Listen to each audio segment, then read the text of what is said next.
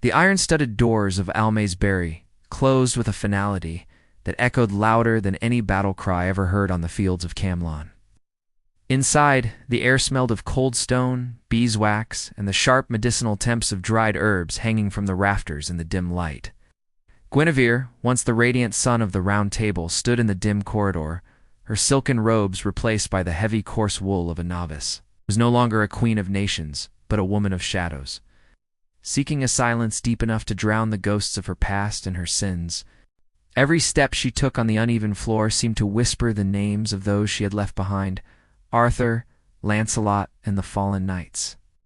The Mother Superior, a woman whose face was etched with the wisdom of decades, led her to a cell that contained nothing but a wooden cot. Guinevere looked at the gray walls and felt a strange sense of relief, for here there were no mirrors to show her the face that started a war. The legend of the Golden Queen was dead. In its place lived a servant of the divine, tasked with scrubbing floors and chanting long vespers. For months, she spoke to no one, her voice rusting like an old blade left in the rain, forgotten by the hands that once wielded it. She found that the labor of the hands was the only cure for the labor of the mind, which often strayed to the fires of Joyous Gard, while the other sisters whispered about the fallen queen in their midst. Guinevere focused only on the rhythm of the loom and the soil. Her fingers, once accustomed to gold rings and velvet, became calloused and stained with the dark earth of the nunnery's hidden garden. She planted lilies and roses not for their beauty, but because they required a constant, humble devotion to keep alive against the wind. One evening, as the sun dipped below the horizon, painting the sky in colors of bruised purple and gold, a traveler arrived at the gates. He was an old man, his armor rusted, and his eyes weary with the weight of 1,000 tragedies and the dust of many broken roads. He did not ask for the queen, but for the sister who tended the garden, claiming he had a message from a world that no longer existed. Guinevere met him by the well, her hood pulled low to hide the features that had once inspired poets and destroyed the peace of kings. The man looked at her and knelt, his knees cracking against the stone, recognizing the grace that no humble habit could fully conceal.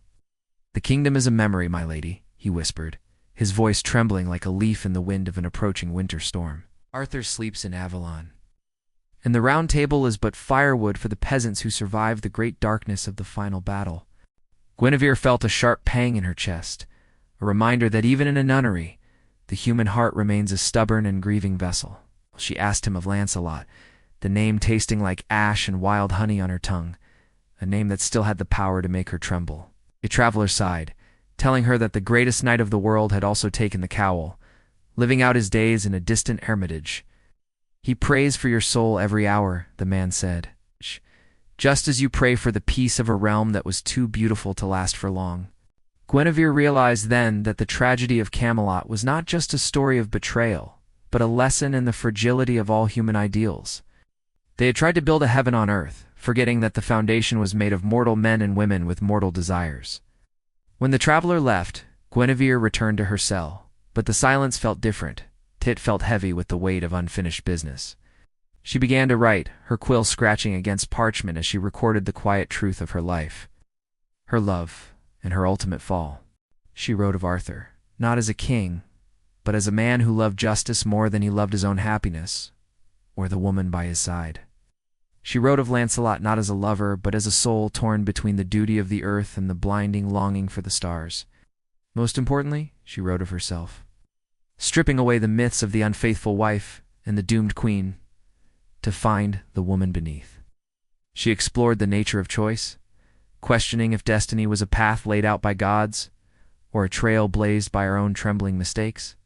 The sisters began to notice a change in her. Her eyes, once clouded with sorrow, now held a clarity that was almost frightening to behold.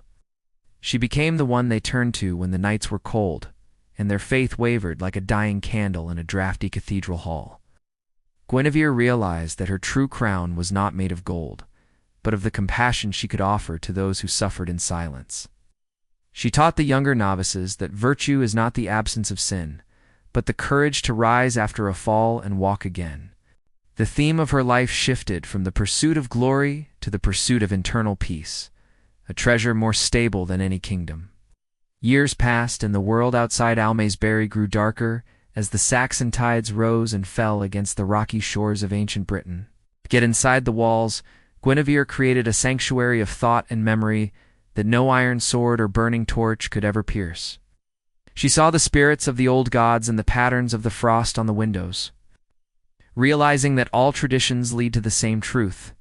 Whether it was the Lady of the Lake or the saints of the church, they all spoke of a transformation that only comes through fire.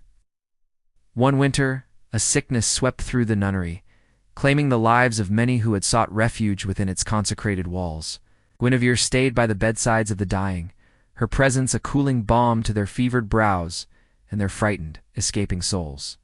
She feared no plague, for she felt she had died many times before at the stake, in the forest, and on the day Arthur sailed to the west. Her hands, though aged and trembling, never ceased their work of mercy.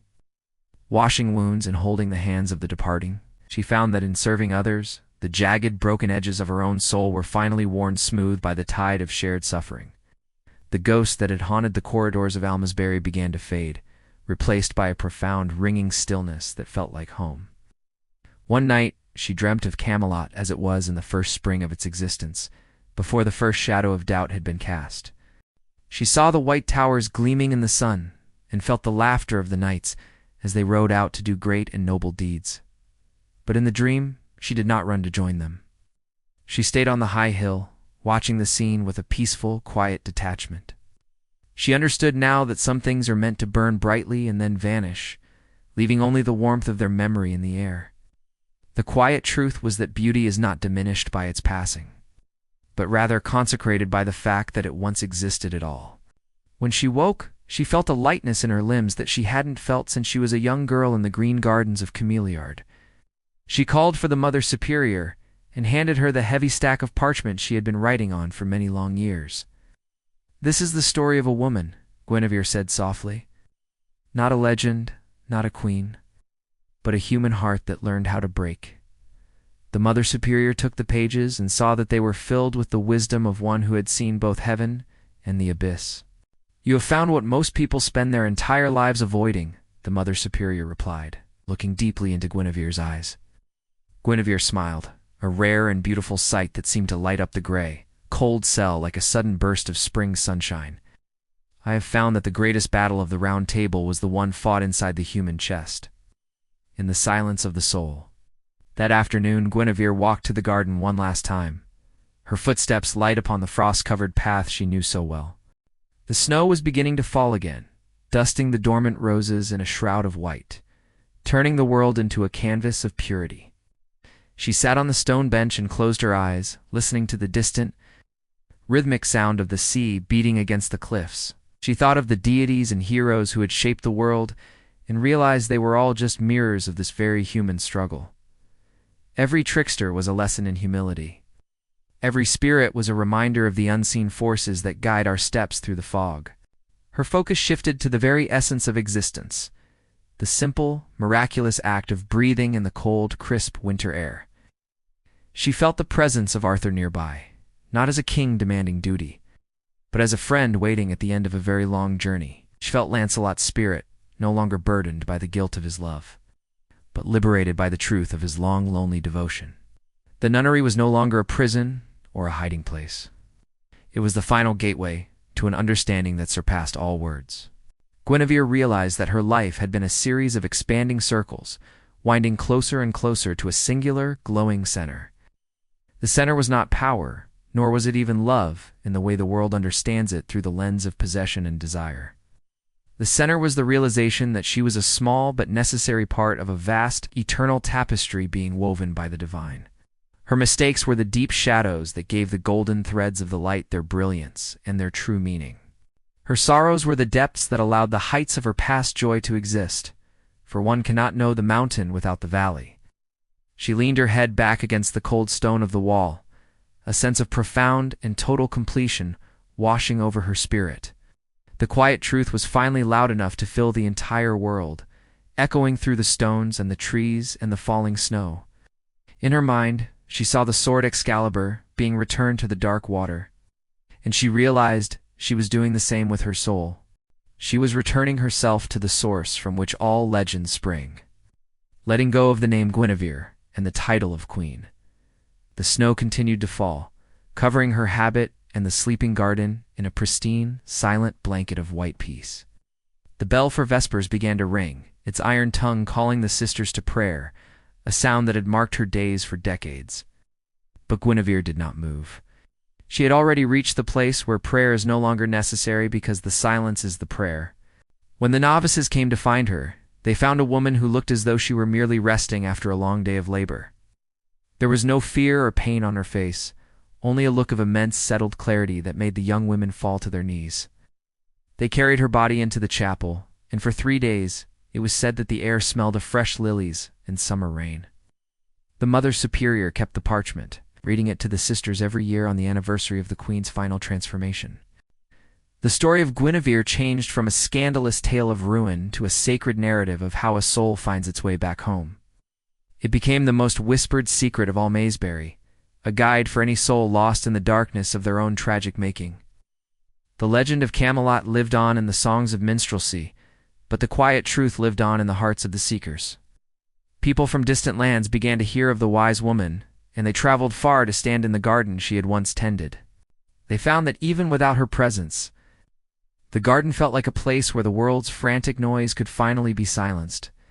The lilies she planted continued to bloom, even in the harshest seasons, as if fueled by a lingering grace that refused to fade. Guinevere had taught them that the end of a story is just the beginning of a much deeper, more eternal understanding. She had shown that even the most broken life can be mended into something more beautiful than its original, unbroken form. The deities of old and the spirits of the land seemed to guard the nunnery, keeping the memory of her peace alive for ages. Britain changed, kings rose and fell, and the very language of the people evolved into something the Queen would not recognize.